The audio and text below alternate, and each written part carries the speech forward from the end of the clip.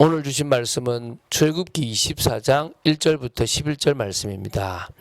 4절부터 7절 말씀을 4절부터 8절 말씀을 합독하고 출애굽기 24장 1절부터 11절 말씀을 보도록 하겠습니다. 자, 그러면 출애굽기 24장 4절부터 8절 말씀을 합독하도록 하겠습니다. 모세가 여호와의 모든 말씀을 기록하고 이른 아침에 일어나 사나리에 제단을 쌓고 이스라엘 12지파대로 12기둥을 세우고 이스라엘 자손의 청년들을 보내어 여호와께 소로 번제와 화목제를 드리게 하고 모세가 피를 가지고 반은 여러 양푼에 담고 반은 제단에 뿌리고 언약서를 가져다가 백성에게 낭독하여 듣게 하니 그들이 이르되 여호와의 모든 말씀을 우리가 준행하리이다. 모세가 그 피를 가지고 백성에게 뿌리며 이르되 이는 여호와께서 이 모든 말씀에 대하여 너희와 세우신 언약의 피니라. 아멘. 자, 오늘 보게 될 출애굽기 24장 1절부터 11절은요. 지금까지 보았던 출애굽기 20장 1절부터 23장 33절에서 선포된 율법을 근거로 하여 마침내 하나님과 이스라엘 백성 사이에 선민으로서의 언약을 공식적으로 체결하는 내용입니다. 그러니까 이 언약 체결의 과정은요, 하나님께서 언약 체결을 위해서 모세를 부르시는 것에부터 시작됩니다. 그리고 율례를 반포하고 백성들이 맹세하게 하는 부분, 또 그리고 언약 체결을 위한 준비를 시키고요, 그리고 언약서를 낭독하고 백성들이 또 다시 한 번 더 서약을 하게 되고요, 언약 체결을 이렇게 확인하게 되고요, 그리고 언약 체결을 기념하는 공동 식사를 올라가서 이제 하게 되는 그런 순서로 진행이 됩니다. 되게 아주 꼼꼼하게 모든 게 진행되거든요. 그래서 이 언약 체결로 인해 가지고 이스라엘 백성들은 이제 명실공히 하나님의 언약 백성으로서의 역사를 시작하게 되었고요. 천하 만민을 구원하기 위해서 제사장 나라로서의 기틀을 갖추게 되었습니다. 그러니까 온 천하 만민을 복음화하고 살리기 위해서 제사장 나라로 택했다는 사실을 잊어버리고 우리만 대단하고 저 이방인들은 개다라고 생각해 보니까 문제지, 사실은 너무나 중요한 이 언약 과정이었다고 보시면 됩니다. 항상 하나님은 이렇게 공식적으로 언약을 체결하심으로써 이스라엘에게 당신이 하고자 하는 것들을 알리시고 진행해 나가셨습니다. 이스라엘이 깨닫든 깨닫지 못했던 당신은 분명히 정확하게 알려주시고 모든 일들을 진행하셨다고 보시면 됩니다. 자, 보도록 하겠습니다. 우리 1, 2절을 먼저 보겠습니다. 지금 하나님께서 모세를 시내산으로 부르십니다. 여기서 하나님께서는 모세로 하여금 아론과 그의 두 아들 또 70인 장로들과 함께 하나님께로 올라오도록 했는데요. 올라와서도 다른 사람들은 멀리서 경배하게 하고 모세만 가까이 나와서요, 다른 사람들은 가까이 나오지 못하도록 한 겁니다. 왜? 잘못하면 죽으니까요. 근데 더 백성들은 더 아예 못 올라오게 했습니다. 그래서 인간은 본래 하나님의 허락 없이는 누구도 하나님께 나아갈 수 없습니다. 만일 인간이 하나님의 허락 없이 그 앞에 나아가게 되면요, 죄 때문에 죽음을 면치 못했습니다. 그래서 구약 이스라엘 백성들이 하나님께 나아가고자 할 때 반드시 하나님께서 세우신 중재자, 즉 제사장을 통해서 죄사함을 받고 나아오도록 만들어 놨다는 것입니다. 자, 우리 3절부터 8절 말씀을 보도록 하겠습니다. 이제 모세는요, 이제 올라가서 여호와 앞에서 말씀을 듣고요, 이제 모든 말씀과 모든 율례를 산에서 내려와 가지고 백성들에게 다 전했습니다. 쫙 읽어준 겁니다. 그러니까 백성들이 한 목소리로 여호와께서 말씀하신 모든 것을 우리가 준행하리이다라고 응답한 겁니다. 참 준행 잘 못하죠, 그죠? 근데 말은 잘해요, 그죠? 어쨌든 그렇게 얘기합니다. 그리고 이제 4절을 보면요, 모세가 하나님의 모든 백성을 그 모든 말씀을 기록했다라고 합니다. 기록하고요, 모세가 하나님의 모든 말씀을 기록한 것은요, 이스라엘 백성들로 하여금 그 말씀을 잊지 않고 영구히 지키도록 하기 위해서 기록해놨겠죠. 그래도 전혀 이렇게 모르고 살아가는데 우리는 역사를 알지 않습니까? 그렇죠? 우리가 진짜 신앙생활을 참 제대로 해야 됩니다. 자, 모세는 사나리에 제단을 쌓았어요. 이제 언약을 체결하잖아요. 언약을 체결하는 것은요, 이렇게 번제 화목제를 드리거든요. 그래서 이제 12지파대로 12기둥을 세워가지고 하나님과 이스라엘 백성 사이에 이게 선민 언약이라는 것을 체결합니다. 그러니까 너희들은 내가 구별해서 세운 선민 특별한 백성이다 이 말이겠죠. 이 모세는 먼저 하나님께 소를 가지고 번제와 화목제를 드립니다. 왜냐하면 소를 딱 반 쪼개는 게 번제거든요. 언약 체결이죠. 언약 체결할 땐 그렇게 하거든요. 어기는 사람은 이렇게 된다는 거예요.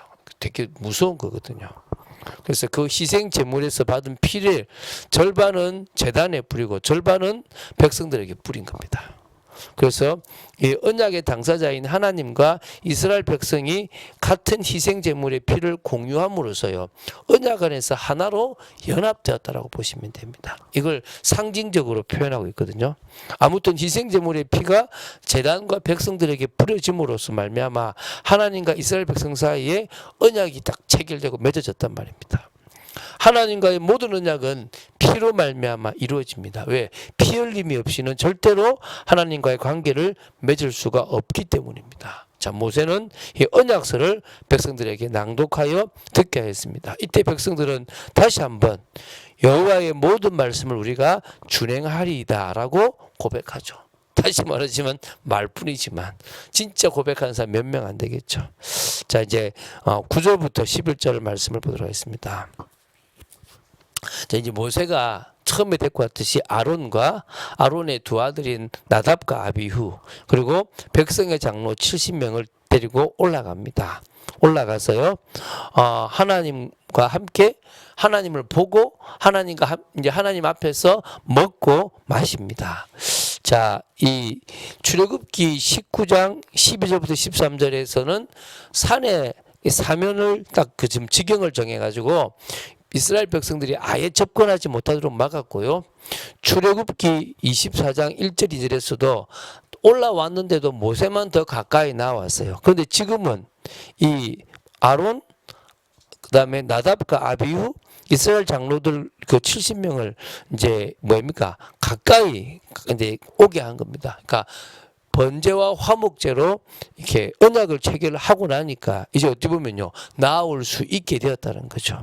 자, 그래서 이게 어찌 보면 축복이죠. 이제 그들이 올라가서 이스라엘 하나님을 보는데요. 그 하나님이 그 영광이 얼마만큼 변하냐면 하나님의 발 아래에는요 천국을 편 듯하고 하늘같이 청명하고 또 이렇게 막 진짜 막 경이로웠다 이 말이죠. 이걸 어디까지나 하나님 보좌 아래 부분에 대한 어떤 비유적인 표현일 뿐이지 이게 어떤 특별하게 어떤지는 잘 몰라요. 한마디로 말하면 너무나 황홀하고 너무나 찬란하고 너무나 대단하여서 인간의 이 말로는 글로는 정확하게 표현할 수 없다라고 보시는 게 맞겠죠. 근데 뭔가의 큰 감격을 그들이 가지고 보았단 말입니다. 자, 그리고 이제 하나님께서 이제 당신을 이제 보게 하고 난 이후에 그 자리에서 먹고 마시게 했습니다. 이게 뭐냐면 언약 체결을 한 이후에는요 언약 당사자 간에 공동 식사를 했어요. 그 당시 팔레스타인의 문화가. 그래서 이제 그게 언약 그 체결을 하는 관습이거든요. 그러니까 이스라엘 백성과 하나님 사이에 이 교제가 회복되었다, 그 관계가 회복되었다 이런 의미를 표현하고 있거든요. 그러니까 한마디로 이때부터 이제 하나님은 이스라엘 백성의 죄를 없다라고 하는 겁니다. 어떤 의미에서 유월절 피도 바르고 또 홍해도 지나고 이곳에 또 피뿌림을 또 해가지고 또 번제를 드림으로 그들의 모든 죄를 다 사했다. 그래서 이제는 내 백성이다. 이제는 너희를 거룩하다 구별되다 라고 말할 수 있게 되었다는 거죠. 이때부터 율법을 지키게 한 거죠. 한마디로요 죄인이 율법을 지킨다고 해서 의인이 되는 게 아닙니다. 의롭게 된 사람이 율법을 지킴으로 그 의를 유지할 수 있는 겁니다. 그렇지 않습니까? 제가 대한민국 백성이면 죄가 없은 상태에서 대한민국의 법을 지킴으로 대한민국 백성으로서 죄 없는 대한민국 백성이 될 수 있는 것 아닙니까? 근데 그러다 제가 죄를 지으면 다른 법을 아무리 지켜도 저는 죄인이 되는 겁니다. 그것처럼 하나님의 법도 하나님이 의롭다 하고 난 이후에 지키게 하는데 어겨버리면 이 죄인이 되는 거예요. 그 죄를 우리는 감옥 가서 치른다면 이스라엘 백성들은 피, 다시 피를 가지고 와서 죄사함을 받게 되는 거죠. 자, 하나님은 이렇게 신실하십니다. 그리고 하나님은 언약을 주시고 그 언약을 지키시는 분이십니다. 사실 인간이 그 언약을 지키지 못하고 늘 배반하고 늘 어기고 늘 불순종하고 하나님 대신 다른 우상을 신으로 섬기고 있는 거죠. 그래서 우리는 그래서 예수님을 믿고요. 그래서 우리는 성령의 역사 속으로 들어가서 복음의 그 원색적인 복음을 제대로 지킬 수 있는 믿음의 사람으로 서게 되는 겁니다. 자, 한 주간 동안 우리가 교회의 방향과 딱 맞추는 중심이 중요하다 그러는 겁니다. 하나님께 맞추는 인생이거든요. 저는 많은 사람들이 자신에 대해서 정말 이렇게 세워나가려고 노력했던 모습들을 많이 봐요. 그래서 자신의 방식, 자신의 이 자아나 자존심이 무너지는 것들을 아주 싫어하고 그것을 견고하게 세우는 쪽으로 모든 것을 가요. 그런데 우리는 뭡니까? 주님이 원하시는 것에 자꾸 방향 맞추고 우리의 자존심도 내려놓고 우리의 자아도 내려놓고 우리의 기준도 내려놓고 우리의 모든 것을 내려놓기 시작합니다. 사람한테는 못 내려놓을 수 있습니다. 여러분이 저한테도 그렇고 또 옆 같은 성도들끼리 어려울 수 있습니다. 근데 하나님께는 할 수가 있는 거죠. 그것을 조금씩 우리가 해나갈 수 있다라고 보시면 되겠죠. 그래서 우리는 올 한 해 하나님이 기뻐하시는 사도행전의 걸음, 오히려 사도행전에서 부족하고 아쉬웠던 부분을 뛰어넘고 더 하나님이 원하시는 부분을 찾아갈 수 있으면 좋겠고요. 또 올 한 해 응답에 대한 부분들을 봤으면 좋겠습니다. 어제도 부동산 하시는 분을 한 분 만났어요.